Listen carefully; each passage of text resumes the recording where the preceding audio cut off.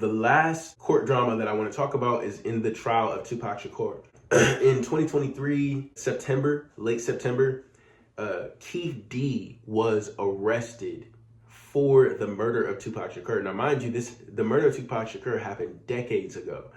So he was arrested on first-degree murder charges after a search warrant was issued for a property that was associated with Keefe D back in July of that year. The trial was originally scheduled for March of this year, so it was supposed to be happening next month, but it does look like the trial is going to be postponed until February 2026 to give Keefe D's lawyers time to do investigative work. The judge has agreed to that. Now, it does look like the initial strategy of Keefe D's legal team is to get the charges dismissed, to get the trial dismissed before the trial even starts. So they've already tried using the tactic of saying that Keefe D was not really the biggest issue for Keefe D is that he had admitted multiple times in interviews and had admitted multiple times in a book that he was involved in the murder of Tupac Shakur.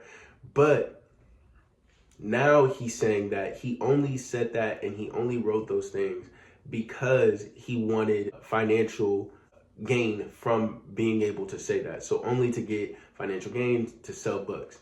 Then he went on to say that there was immunity deals that he had from cooperating with local and state police that were involved in the investigation, that they had given him immunity. The prosecutor said that there was no such deal ever offered to him. The judge sided with the prosecutor, saying that there was no evidence that any deal was offered to Keefe D to give him immunity from anything that he said related to the Tupac murder. Now the claim that's been made by his lawyer is that they have an alibi.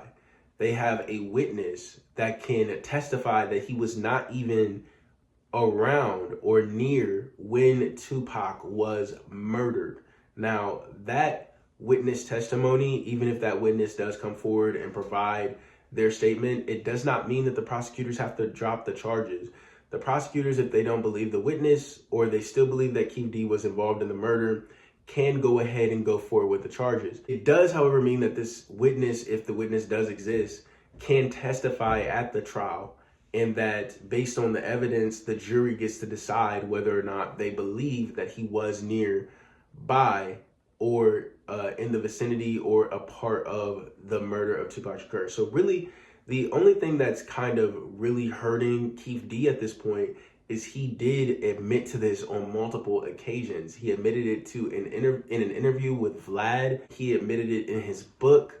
So his own words are now coming back to really haunt him. We're going to see what happens as the trial kind of unfolds.